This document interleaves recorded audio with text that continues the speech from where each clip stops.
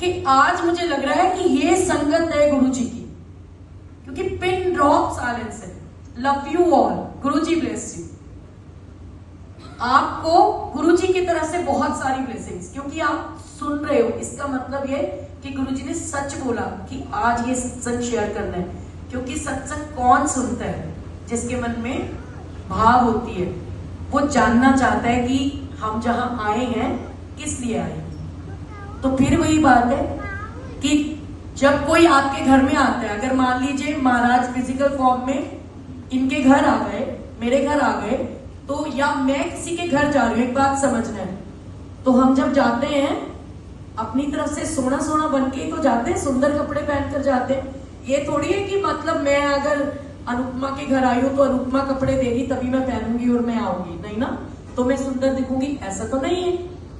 इसलिए कहने का भाव क्या है, आपके पास यदि सुंदर सुंदर चोले नहीं है, डजंट मैटर, क्योंकि गुरु का स्वरूप ही इतना प्यारा है। जो किसी के घर जा रहा है वो पहले बहुत सुंदर ही कपड़े पहनकर आया। आपके देने ना देने से उनको फर्क नहीं पड़ना। कहते ना पंजाबियों की कहावत है कि करो जाओ भुखे ते अगे कोई ना पूछे, होता है ना। तो जब हम अपने घर से जाते हैं तो हम खा पी के जाते हैं, तो ऐसा तो नहीं है कि अगर आप नहीं खिलाओगे तो गुरु जी को कुछ, वो भूखे बैठा है। उनको चाहिए सिर्फ सच्चा और सुच्चा भाव।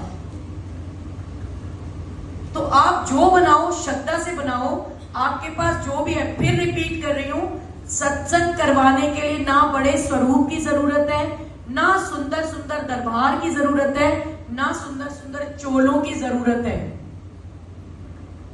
सिर्फ उनको आपका भाव चाहिए, क्योंकि जो तेरा दित्ता खावना और तेरा तुझको अर्पण क्या लागे मेरा, उन्होंने जो दिया है उसी में से उनको दे रहे हो।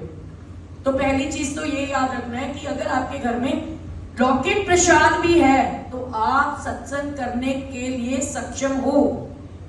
आपके घर में कोई भी भूखा थोड़ी ना, गुरु जी या कोई भी रब है। एक बात याद रखना, भगवान भूखा उठाता जरूर है पर भूखा सुलाता किसी को नहीं है। किसी के पास भगवान ना करे अपने घर में खाने के लिए नहीं भी होंगे ना पैसे, तो कुछ ना कुछ ऐसा करिश्मा होगा, रोड पे आपको लंगर चलता दिख जाएगा। क्योंकि ये प्रकृति का नियम है कि जो आया है सो जाएगा, पहला नियम। दूसरा कि भूखे, वो कहते ना जब दांत ना थी तब दूध दिए, अब दांत दिए तो अन्न भी देगा। कि भूखा इंसान कभी भी नहीं सोता, अपनी मर्जी से जिद में सो बात अलग है। इतना सामर्थ्य सबके पास है। आप खाली एक जल प्रसाद का भी भोग लगाओगे, मेरे गुरु जी आपके घर में आएंगे। और गुरु जी का सत्संग करने के लिए गुरु जी का स्वरूप होना भी अनिवार्य नहीं है। अब ये किसी ने पूछा दीदी मेरे पास तो है नहीं, अब क्या करूं? तो गुरु जी महाराज ने, हम कहते हैं ना ये हमारे महाशिव है, तो शिव जी से तुलना क्यों की है? शिव जी की फोटो तो हर हिंदू के घर में है, हर हिंदू के घर में होती है ना। तो शिव जी की अगर फोटो है तब भी आप सत्संग कर सकते हो। पहली बात, गुरु जी को मन में विराजमान करना है, अपने मन में, ठीक है। सो ये बहुत जरूरी है। और जो अब मैं बोलने जा रही हूं वो तो बहुत ही जरूरी है, क्योंकि गुरु जी ने कह दिया आज तो ये सत्संग होना चाहिए। हर संगत